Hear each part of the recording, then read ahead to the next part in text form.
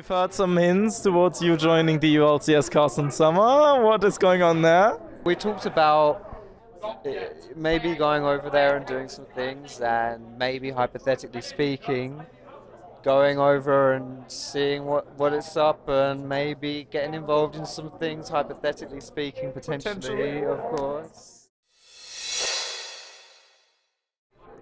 Hey everyone, this is Darius from the Shotcaller. We're very excited to talk with Foxdrop, of course, after a very long, exciting day at EO Masters. How do you feel after that game from Origin? Oh, it was ridiculously exciting. A lot of fun to cast as well. It's always fun casting with Quickshot, but oh man, the underdog stories are great. We saw 2 of them today, so yeah, a lot of fun for me. Are they really an underdog though? I mean, they were up against Mad Lions, fair, but Forgiven, Froggen carrying his ass off, Yes is playing insane well. Are they underdogs really? I still think that the way League is played right now, and the performances we saw from Mad Lions and Gamers Origin coming into the semis today, they were so clean and crisp. They were beautiful to watch, and Origin looked a bit crap at times. So I would say to that degree, I think they were pretty heavy favorites. Mad Lions, that is. Right, fair, because it is such a team-heavy game right now, and yeah, I mean, Origin have looked like a bunch of individuals, which is literally what the team is, and yeah, versus the actual team. So, casting with Quickshot. I mean, Quickshot is one of the casting legends in League of Legends. How has the experience been so far? What has he taught you? Man, I've learned so much from the E-Masters overall. In general, it's like a bit of my background as casting is I started casting last year just for fun, doing the UK League stuff. Like, you know, I don't know, I did maybe 3 casts last year. Then this year for the UK League, I've been going up basically every weekend. But I never considered myself like a caster until I was invited to do this event. I was like, actually, maybe I'm not here just as like a YouTuber. Maybe they actually want me for my casting talents. And since I've been here, I'm very inexperienced at that, you know. Obviously, YouTube kind of translates some stuff, but I'm still pretty green as far as casting goes. So yeah, there's so much to learn. But to answer your question more specifically, Quickshot has been, he's just so clued on everything, and he's a leader as well, not just in the casting, but the way that it's behind the scenes and the broadcasting stuff. So he's the perfect mentor to just like you look at him and be like, okay, everything you're doing, I'm gonna soak this in and see how it goes. And it's nice as well because the dynamics of a cast, you got play-by-play and color, right? I'm the color cast, he's a play-by-play cast, and the play-by-play does set the tone. Whatever they want to talk about, they can introduce it. They do all that stuff. So all I need to do, he leads, I follow, and it's easy in that sense to cast with him. It's so much fun too. Must feel pretty nice to have a leader like that. That said though, I want specifics right now. What, like specific techniques? He mentioned on the cast that he wants to hear more puns. Where were the puns, mate? Yeah, see, the thing with me is I just chat shit, and like I define my casting style is I come up, I chat shit and have fun. That's all I do, and so that needs a bit refining. So specifically, it's like, I mean, I did a VOD review of the Vedius last week, and he said there are technical things you want to do, right? That a lot of it comes down to narrative and storytelling. There's something like gameplay storytelling, player storytelling, and then out-of-game stuff, which is like, say, oh, they're 1-1, it's do or die, that kind of bullshit, right? And I've got as a color, you kind of need to reference these things, but you can't lose your individual personality. So you've got to balance all these things, and it's like, for someone who just goes up there and just talks rubbish, to actually think about specific stuff. To talk rubbish about. Yeah, exactly. To actually talk rubbish about specific things, it can be a bit tricky. So that's the specific stuff, is learning, okay, how do I pull this into, how do I turn this into a story for the average viewer? And part 2 to your question, I know I'm waffling on here, so you can just use as much of this as you want. As a YouTuber, I respect, always too much, not too little. If you want a 10-minute video for that juicy ad revenue, record 15 minutes, don't record 10, because by the time you've got the editing done, you'll have 8 minutes, and then you're screwed. So that's a freebie for you.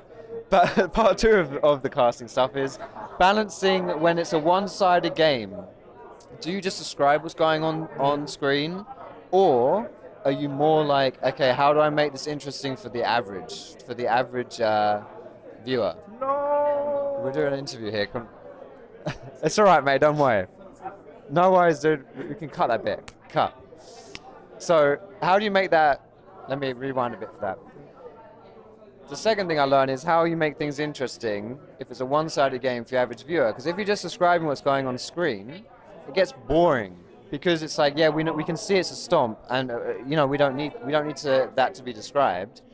How do we make this sound like the other team, even though they're getting smashed, can maybe come back into this game, you know? And that is hard to do that, but also to balance it without sounding like you're being biased to the other team. And that is really difficult to do. Honestly, like I wanted to have I tried to have a short stunt in Hearthstone casting, and Hearthstone of course is also a game that used to be very heavy, so like once a player had a lead they usually stomped at that point, and I always disliked that about other casters, like just saying, oh yeah, this game's over next, kind of, because then as a viewer you kind of want to go next. But with live viewership, like on YouTube, that's okay, but with Twitch and stuff, you can't go next until the game is over, so that's difficult.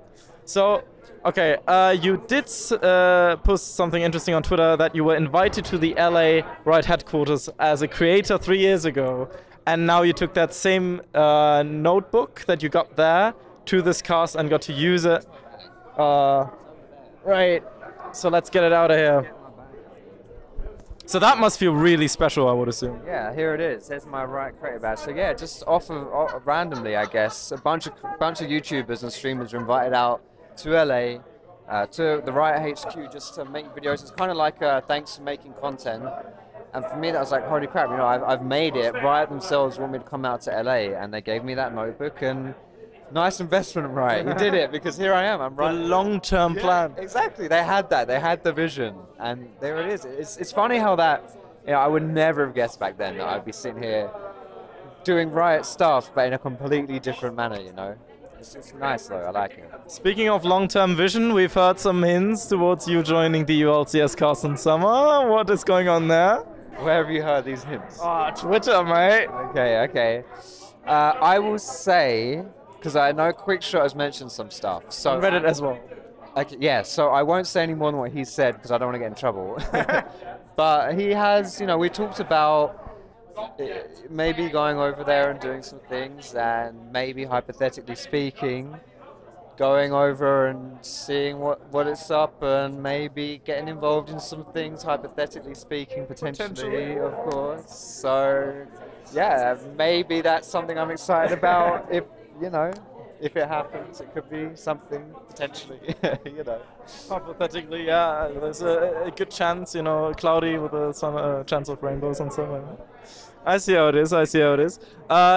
Okay, so what has specifically changed for you though as a YouTuber? Because you still put out a lot of content. I checked your channel, and it's like every 3 days you still put out content and stuff. Isn't that super stressful? Yeah, I mean, YouTube is stressful in general. You never know when YouTube's gonna just drop the hat and be like, screw you. Now demonetize. Demonetize. We're just not gonna push in your videos. It's just like, it's been a roller coaster being a YouTuber for the past like 5 or 6 years, because things have just been, well, literally roller coaster. It's been crazy. Recently things have been pretty bad on YouTube, but it's like, it's the unknowing. It's like I can do the same stuff over and over and get rewarded differently for seemingly random reasons, and it's really hard to pinpoint that, and that's frustrating.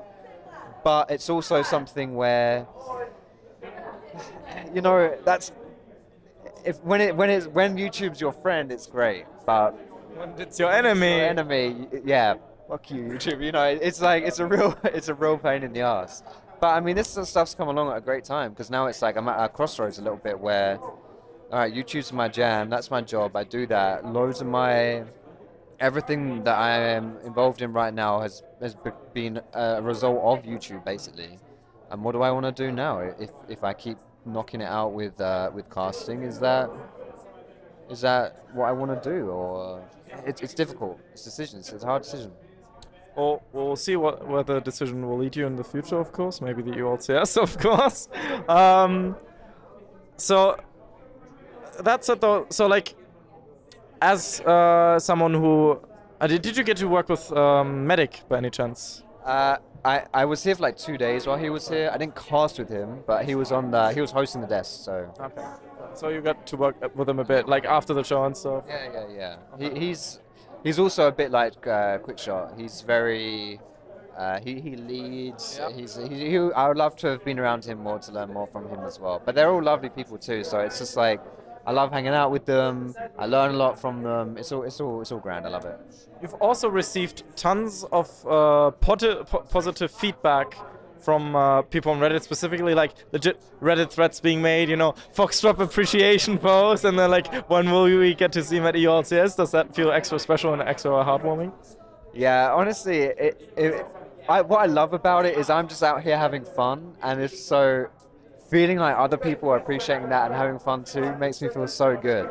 And it's like, as a YouTuber for like years and years, you learn that public eye is often not on your side. People just assume the worst sometimes of you, and it's like if you've got good intentions, it can sting a bit. But you know, I learned to brush those off.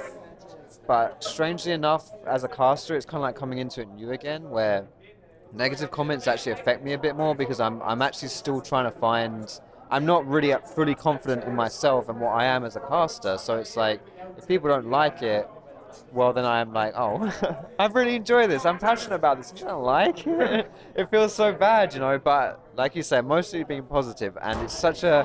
It makes me so happy. And honestly, before every show night, this is going to sound so lame, but when there was a positive Reddit thread, I would sit in bed and I'd read all the comments in the thread, and I'd just be like, that was my pep talk to myself. Where if you're ever doubting yourself, because no matter how good you get at something, you probably experience this too. Are you even a good interviewer?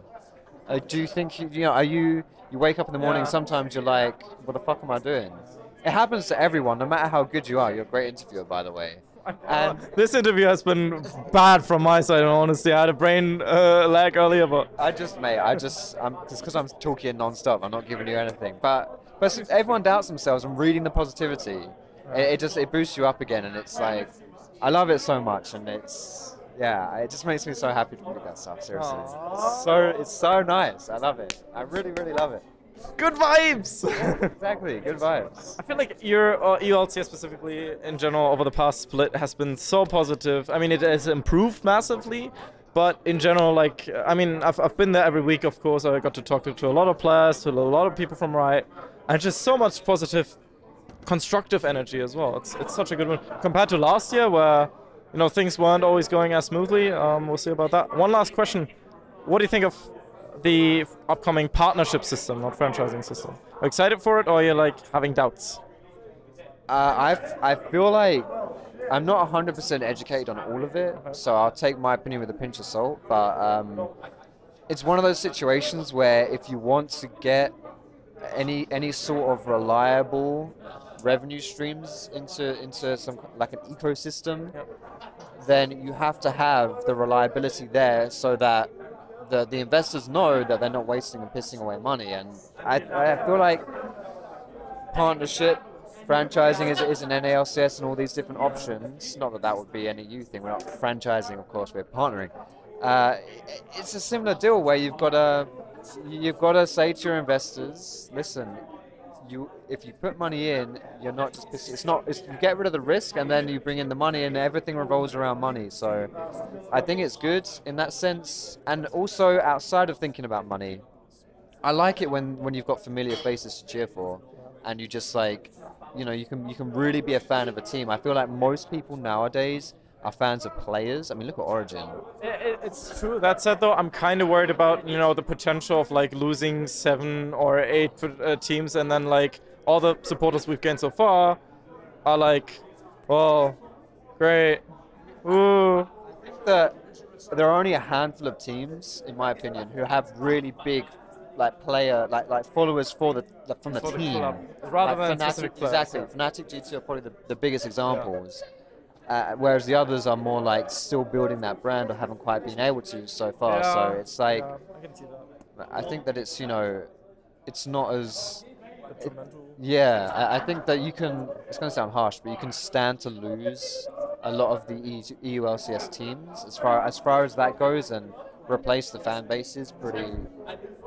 Not too different. I don't want to. I sound so mean, but I think as far as as far as, you know, from a business perspective, because you can't consider feelings in business, you know. Fuck your feelings, just do what's best. Excuse my French. It's the game as Origin played, so I'm getting all the French, yeah. You know, you just have to make those tough decisions, and I think they're willing to make something like that. Well, that's one opinion. I have a different one, but that's just how business works at times as well. This was, of course, Foxdrop and Darius from the Shotcaller. Hope you had a good day. We'll see you at the finals of EU Masters. See you then. Bye-bye. Hey everyone, this is Darius from the Shotcaller, and I hope you just enjoyed that video. This is a generic end card, of course, so make sure to click here for a different interview, or here for a different interview, or about here to subscribe to the Shotcaller. We very much appreciate your support, and see you guys next time. Bye-bye.